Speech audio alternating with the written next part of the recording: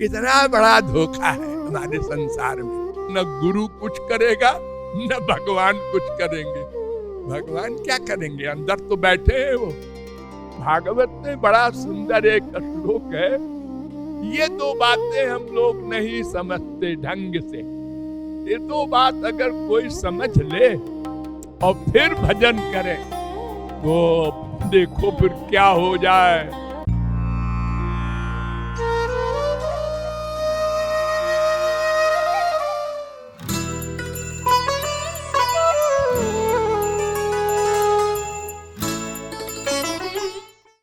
सुमिरन करने मना, सुमिरन करने मना, छिन छिन राधा रमना।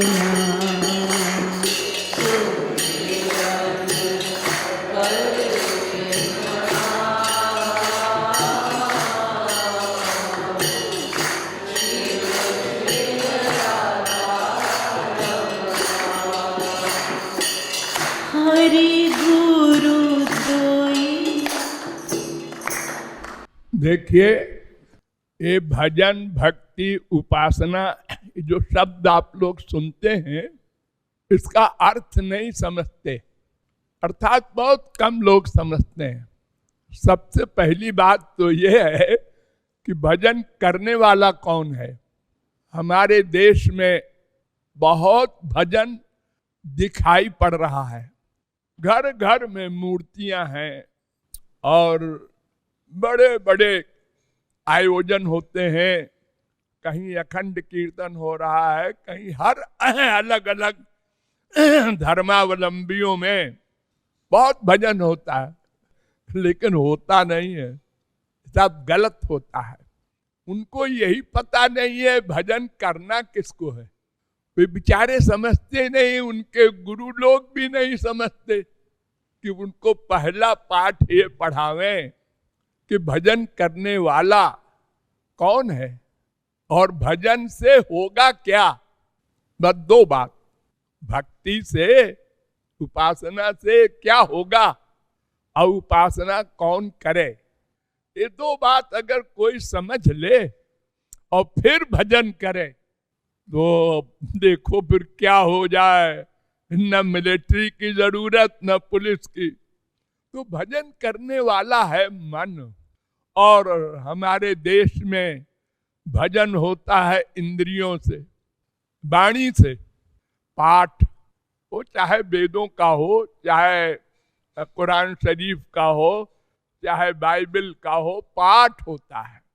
ये भजन का पर्पस क्या है? अंतःकरण की शुद्धि, मन की शुद्धि। ये अनादिकाल से मन शुभाशुभ कर्म करता आ रहा है, पाप पुण्य दोनों उससे बंधा हुआ है। इतना प्रगाढ़ मल है कि उसी के अनुसार वो अपने को देह मानता है और भगवान को भूला हुआ है।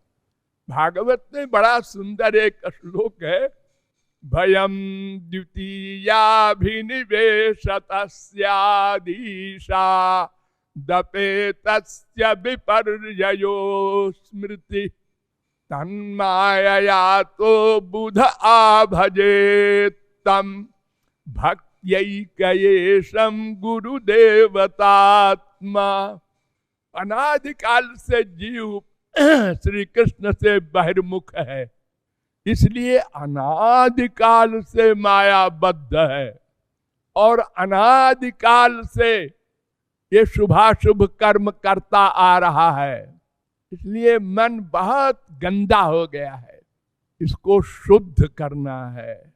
भगवान को जानना असंभव, भगवान को पाना असंभव, भगवान को देखना असंभव।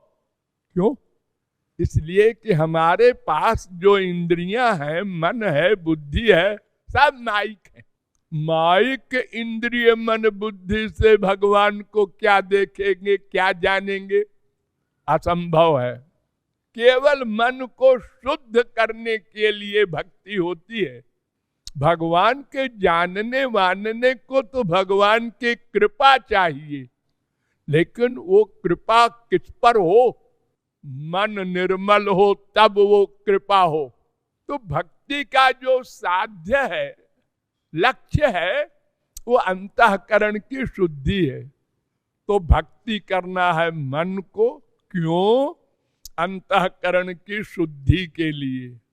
ये दो बातें हम लोग नहीं समझते ढंग से, और इसलिए मन का अटैचमेंट माँ बाप बेटा स्त्री पति धन प्रतिष्ठा में है, और वाणी से हम बोलते रहते हैं तुम्हें माता च पिता त्वमेव। इतनी झूठ बोलते हैं भगवान से, त्वमेव। अरे एव माने क्या होता है?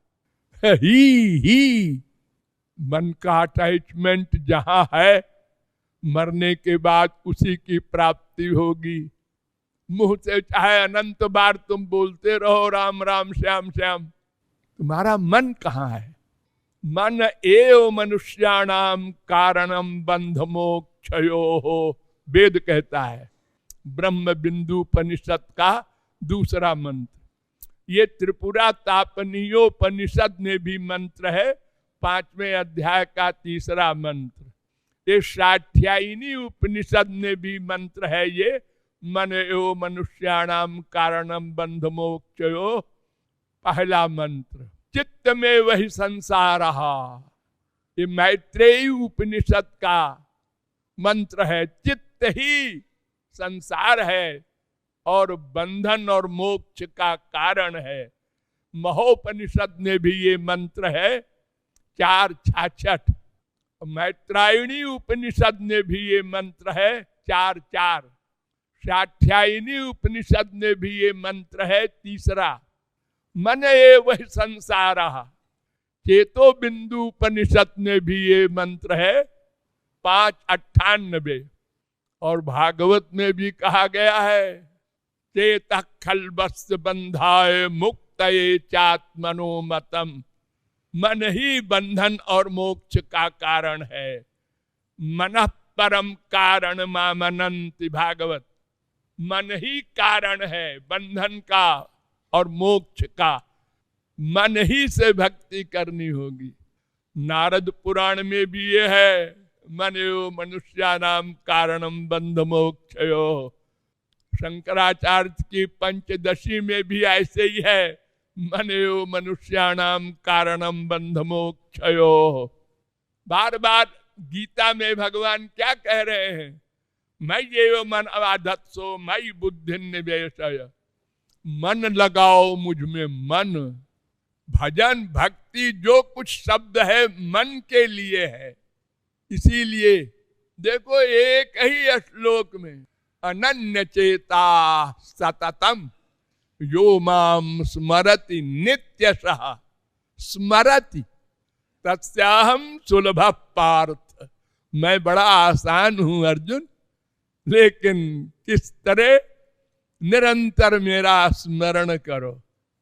मन को शुद्ध करना है, मन में लाना है श्याम सुंदर को, राधा कृष्ण को।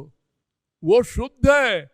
इसलिए जैसे गंदे कपड़े को साबुन से शुद्ध किया जाता है, गंदगी हटाई जाती है, ऐसे ही राधा कृष्ण को जब अंतःकरण में हम लाएंगे, उनके मिलन की व्याकुलता में आंसू बहाएंगे, तब मन शुद्ध होगा।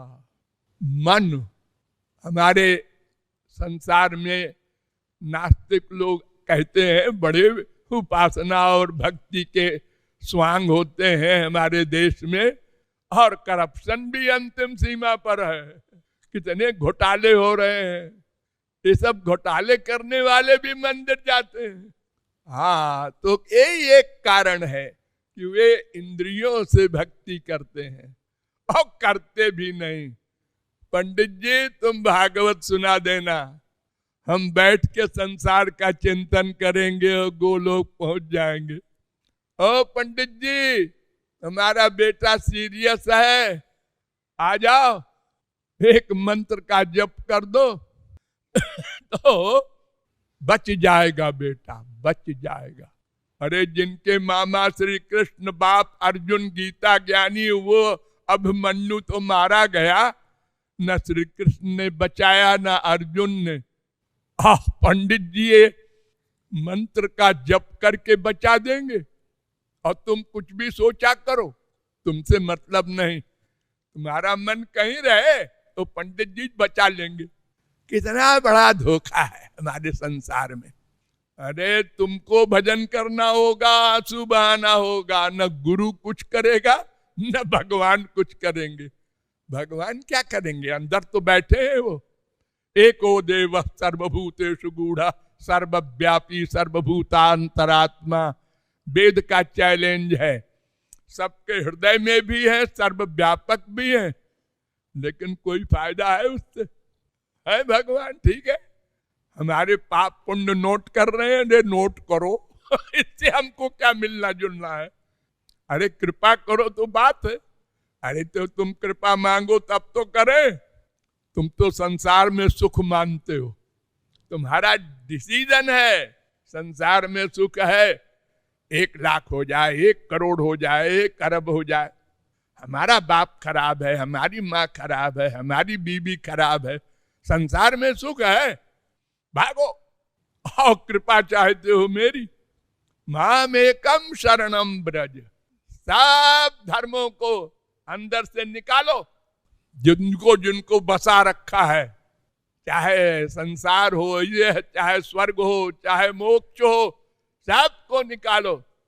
मोक्ष भी निकाले। हाँ, भगवान शंकर ने कहा था, स्वर्गा पवर्ग नरके स्वपितुल्यार्थ दर्शिना। 6, 17, 28 भागवत। स्वर्ग और नरक और अपवर्ग सब बराबर है। अरे मोक्ष हो जाएगा तो क्या होगा? न श्री कृष्ण मिलेंगे न प्रेमानंद मिलेगा, एकत्व को प्राप्त हो जाओगे, उससे क्या लाभ होगा? पत्थर बन गए। तो मन ही बंधन और मोक्ष का कारण है। इसलिए यहां लेखक कह रहा है, सुमिरन कर ले ऐ मन, स्मरण कर राधा रमन का। वैकुंठवासी नारायण का न कर, द्वारिकावासी का भी न कर, मथुरा वाले श्री कृष्ण का भी न कर, राधा रमन वृंदावन वाले का स्मरण कर।